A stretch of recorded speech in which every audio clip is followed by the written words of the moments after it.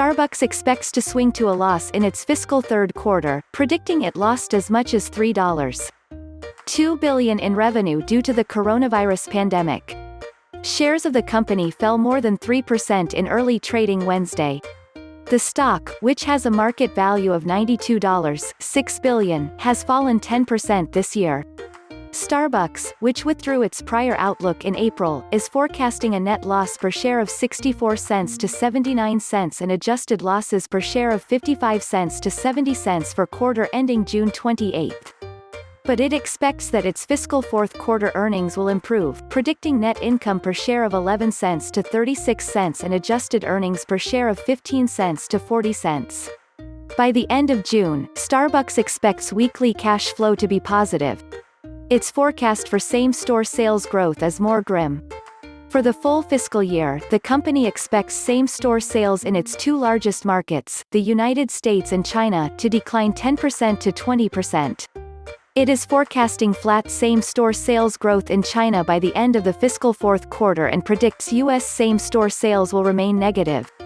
With each passing week, we are seeing clear evidence of business recovery, with sequential improvements in comparable store sales performance, CEO Kevin Johnson and CFO Pat Grismer wrote in a letter to stakeholders. The Starbucks brand is resilient, customer affinity is strong, and we believe the most difficult period is now behind us. Same-store sales tumbled 43% in May as the company reopened locations with modified hours and operations.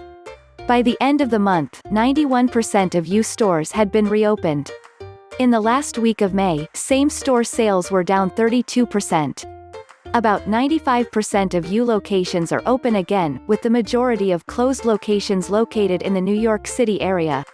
In China, same-store sales fell 21% in May, an improvement of April's same-store sales declines of 32%. In the last week of May, same-store sales were down just 14% from a year earlier. About 90% of Chinese cafes are back to their pre-pandemic operating hours, and 70% have full seating available. In April and May, Starbucks opened 57 net new stores in China. New store openings have also resumed in the Americas. Starbucks now expects to open about 300 net new locations in fiscal 2020 in the segment, down from its prior estimate of 600.